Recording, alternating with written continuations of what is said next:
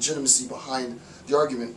But the allegation is, well, we outsource the detainee as a physical body to another nation for them to go through and torture the individual. And what the author said in there, I didn't incorporate it in the notes, but you can read the article yourself, was they were sent with a list of questions, Q&A. We want answers to these questions. Do what you need to do.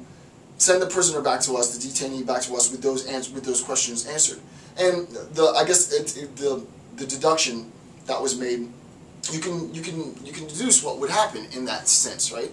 Well, there really is nothing else that could happen other than the detainee is going to undergo interrogation practices that not even the interrogators at this remote location would engage in, right? So pretty huge allegations, right? Real huge allegations.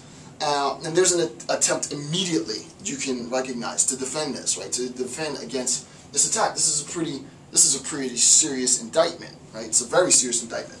So for me, again, I'm not playing one side over the other or trying to say, yes, these people were right, no, the government was right. What I want to do is to give as objective as possible sort of pedagogical presentation of the information, and I'll let you decide what you think the outcome was. So here's the accusation.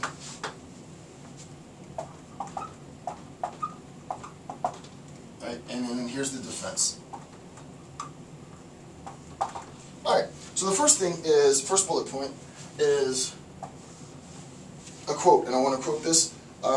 Quote, U.S. National Security Council spokesman Sean McCormick said, quote, the United States is treating any enemy combatants in U.S. government control, wherever held, humanely and in the manner consistent with the principles of the Third Geneva Convention of 1949, right? So it's a direct denial, right?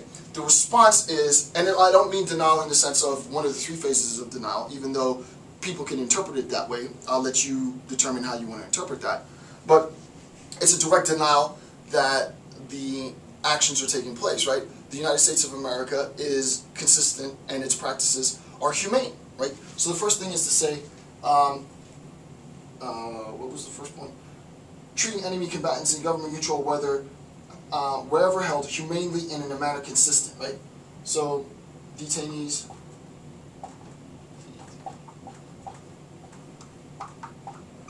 are being treated humanely. Right? Detainees are being treated humanely. Right. Number two, torture produces unreliable, for me this is a really strong defense, but that's just my take. Torture is, and it produces really unreliable information from people who are desperate to stop the pain, right? Again, I said this before, in 05, I actually wrote most of it in 04. In fantasy sort of creative writing that I did, created a pretty grotesque torture scene between a goblin, if you will, and an angel, where the angel is severely tortured for, I don't know, maybe 50 or 60 pages, pretty in-depth account. One of the first things that was mentioned in that account, and if you think of it just rationally and just logically, is that if you torture somebody, they're going to tell you anything you want to hear. They're going to tell you what you want to hear. So, was the person that informed you this guy? Yeah, it was that guy, right? Did the person do this? Yeah, he did that. You're not going to be able, as the interrogator, to make sense of what's true, what's false, right? What's accurate information, what's inaccurate information, because the person's going to say whatever they think you want to hear in order to stop the pain. So as far as just a practice, if the point to torture is to, and we know there is no justifiable means at all on any grounds to torture, but I'm saying conceptually, for someone attempting to defend the position of torturing another human being, if the point is justified by an appeal to national security, and one, we recognize that it actually, in the long run, undermines national security, and two, we now recognize that the information itself is unreliable, why put the nation and that information and the security of countless millions of lives at stake, right? So number two was that information received from torturing or procured from torturing information is unreliable. Right? The information is inherently unreliable. Right? And I gave you links to that. The next point, number three, right? David B. Rivkin, I think I said that right, Rivkin Jr. and Leah Casey denied that, quote, stress and duress techniques constitute torture, right? In their article titled, it's not torture and they aren't lawful combatants, right? So two things that ended up happening is that they actually challenged the notion that terrorists were lawful combatants. I'm not going to I don't think I'll talk about it now.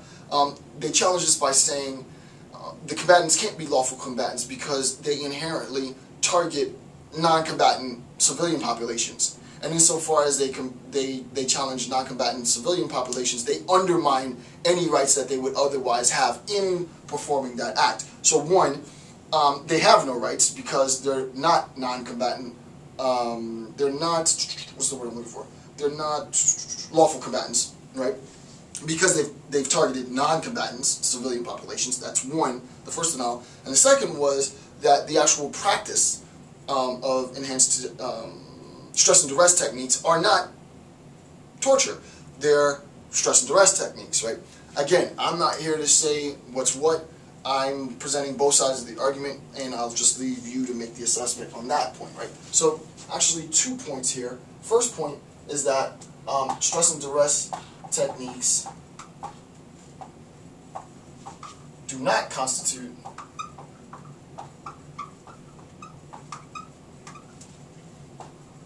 an act of torture. And then the next point is that terrorists who target non-combatants,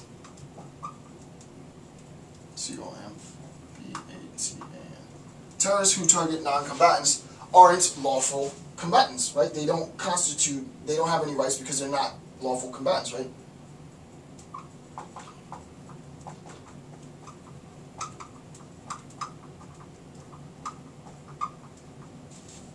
And therefore, 3 dots is therefore they have no,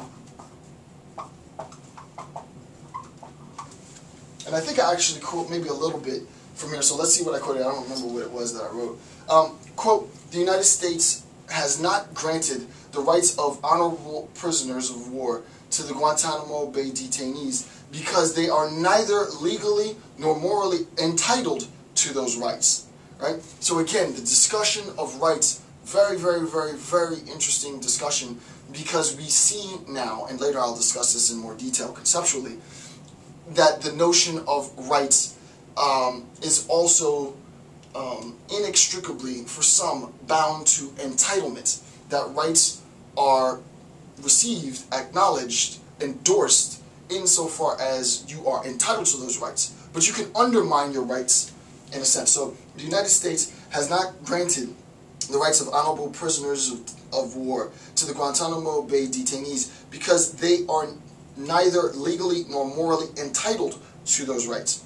Only lawful combatants, those who, at a minimum, conduct their operations in accordance with the laws of war, are entitled to POW status under the Geneva Convention. By repudiating the most basic requirements, the laws of war, first and foremost, the prohibition on deliberately attacking civilians, which is what I just said, Al-Qaeda and Taliban put themselves beyond Geneva's protection. Article 17 of this treaty is inapplicable to the Guantanamo Bay detainees and does not limit the United States' rights to interrogate them. So, pretty solid defense, whether you accept it or not. Just from a pedagogical sort of analytic standpoint, it's that these rights are under the Geneva Convention that we've cited of 1949. Under the Geneva Convention of 1949, these rights are afforded to lawful combatants.